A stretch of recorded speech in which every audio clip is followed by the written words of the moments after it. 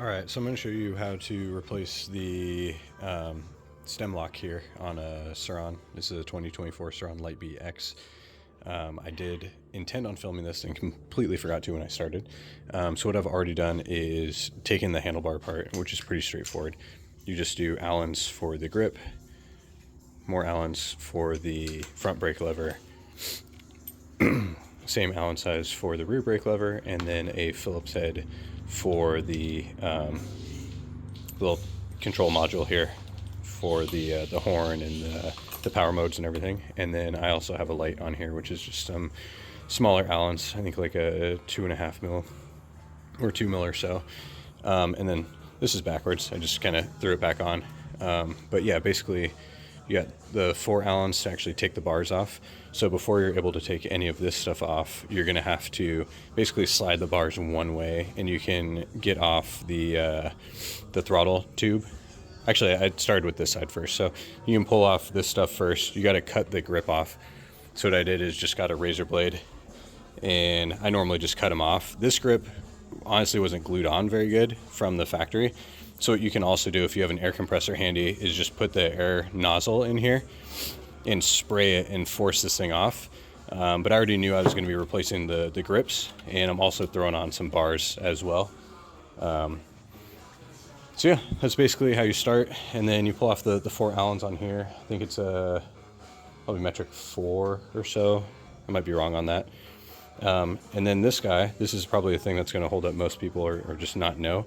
You basically just pop this little cap off the top here, and then you'll have the bolt underneath that holds this on.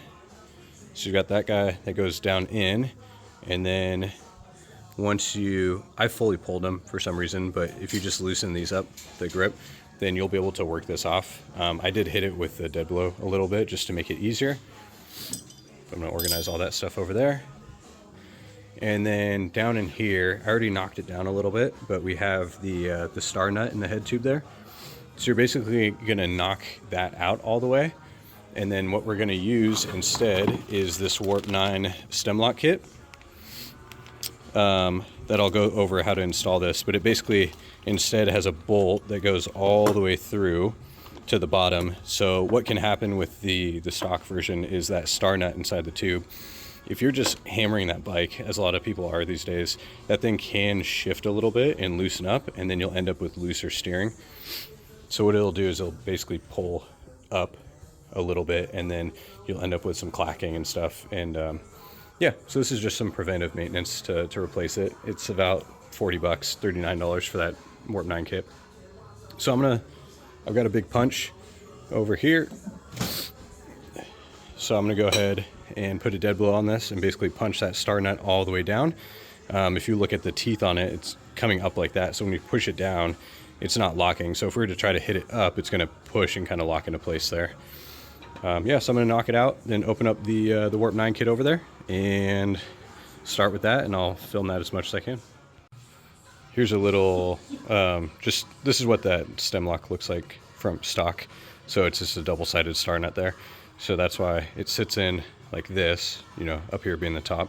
So when you push it down, it's going with the grain. So it does take a little bit. You gotta use a big dead blow and quite a few hits, and it'll come out though. So one note is the Warp 9 kit comes with spacers, head tube spacers. So this is the stock one. So what I did was I picked a size that's a little bit taller than stock. So like this is the biggest one that they have. I think that one looked a little ridiculous. So the one that I put on there is just a little bit taller. Then there's that one, which is basically a stock replacement. But if you're not changing that out, you don't have to remove this actual bar clamp piece from there. So just a heads up on that. I'd mentioned removing it, but you can just leave that. And when you put it on, of course, you want to make sure that everything is super aligned on here, because any little deviation is going to change the feeling, because it's not going to be aligned with the front tire. So you want to make sure to align that. I'm going to put the bolts in. Every bolt I put back in place is going to have blue Loctite on it. These see a decent amount of vibration, so you want to make sure to have some Loctite on there. But basically, you just take, this is the bottom piece, so this goes up through the bottom of the head tube under there. And just like I showed it, it goes up like that. And then this piece goes down from the bottom. And the kit does include Loctite. So you make sure, you want to Loctite these threads too. So if you don't have Loctite, you can just use, what comes in the kit, or this is actually anti-seize. I'm going to use Loctite though. So Loctite also helps bolts from seizing as well, because it provides, a barrier in between, but it does prevent them from backing out, or at least helps prevent them. So I'm going to get this back together. Basically, line this all up, throw that in the bottom, and yep, get this guy lined up. So you can get a wrench on the bottom there to basically hold this so that when you tighten it, from the top, it's not going to spin on you. All right, I couldn't film this one-handed, but I did get the bars back on. So I didn't know this ahead of time. I should have done some research, but the Surron bars are actually super wide in the middle. So these are normal, like 1.125" motocross bars, which is a standard size. So like motocross dirt bike bars will either be 7/8 or 1.125". So yeah, these are 1.125" bars, but they do not fit. So I'm going to do some research. What I'm guessing is the Warp 9 bar mount comes with the correct 1.125" size, or at least the option to.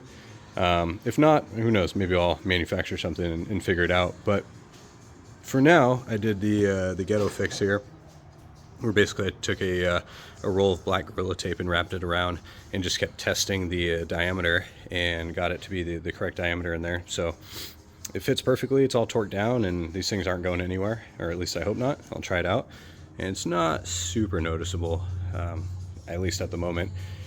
Torque this down as well. I don't know what Warp 9 recommends for the torque specs. I'm sure they have it on their website, but basically I went through and did what I expected the torque specs to be for a bolt of this size and length, just based off experience and feel. And it does take a Torx tool for the top. It's a T45 on there.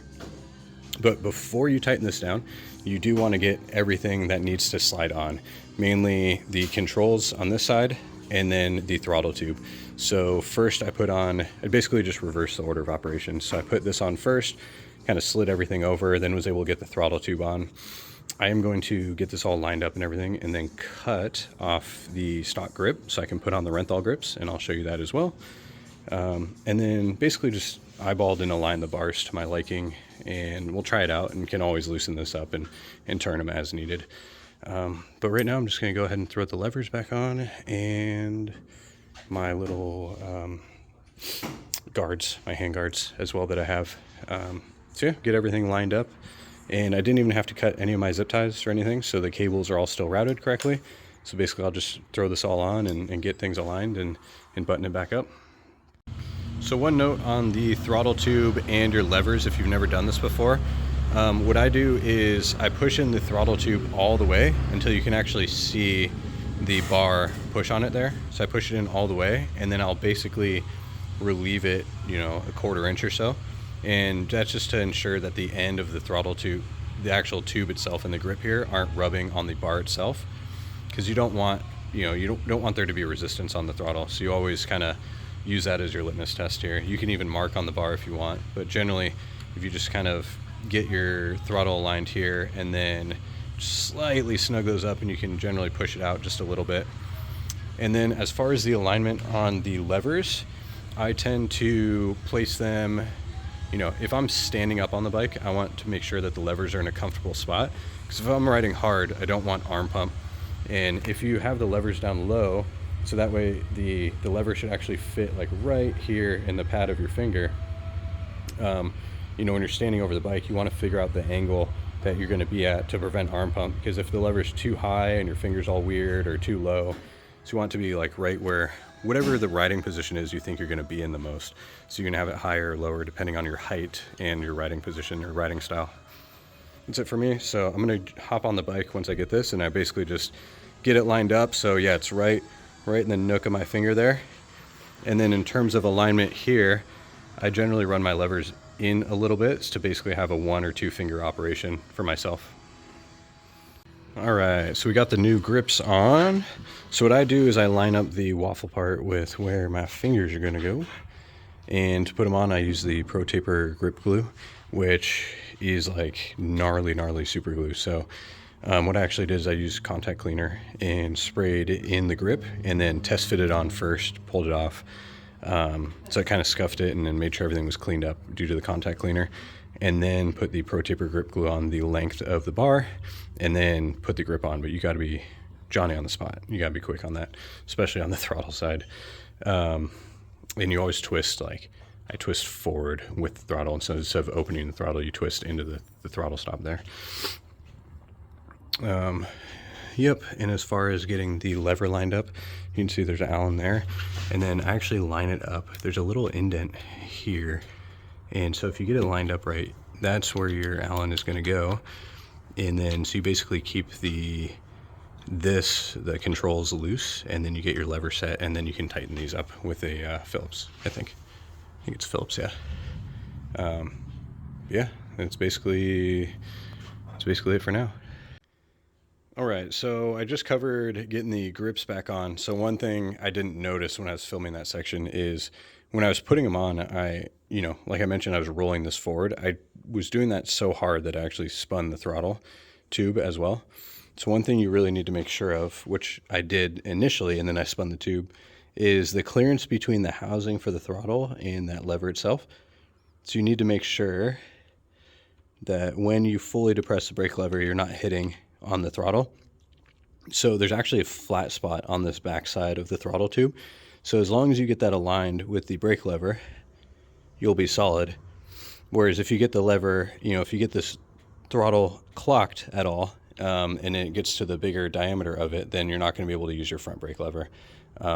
Yeah, so I'm trying to get my brake lever as far out as possible this way, so that way I can get my hand guards on and also have them covering as much of the bar as possible. One other thing is, this happens on every motorcycle or bike if you raise the bars up, but you have to play a little game of chasing the cables to make sure that you have enough play in the cables. So what you want to do is make sure that you have full steering lock movement side to side here.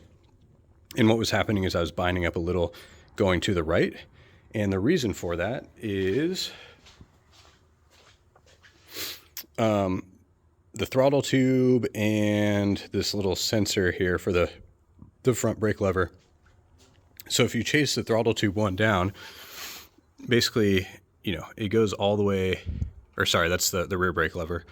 No, yeah, throttle tube down and the rear brake. But you do get some play back here. So if you need some play for the rear brake, you can mess with this cable and free up some space.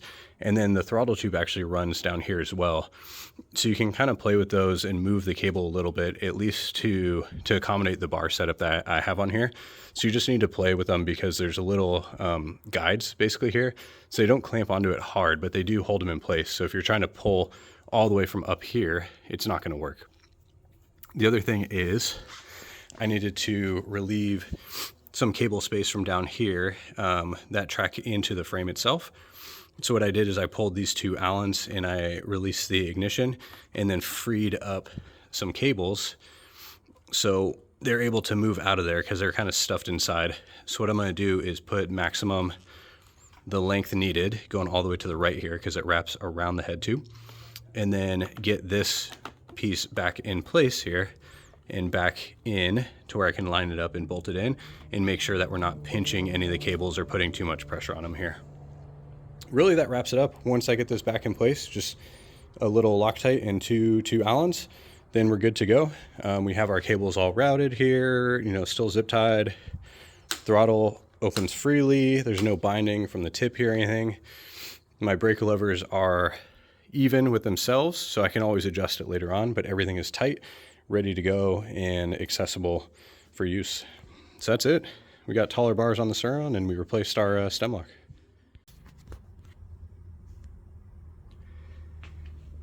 It looks good with the new stem lock on there and the new bars. So I'm gonna go ride it and make sure everything is aligned and ready to how I want it. So you can always tilt the bars as much as you want, forward or back, and all that, and kind of play with everything, play with your levers to figure out where you want it. But yeah, hopefully this video helped somebody out there with this project, and you're able to get that stem lock on there and get some new bars or replace the grips or whatever part of this has helped you out. But feel free to comment if I missed anything, and always appreciate a like, subscribe, or just let me know how I did. Thanks everyone. Get out there and have fun riding, gearheads.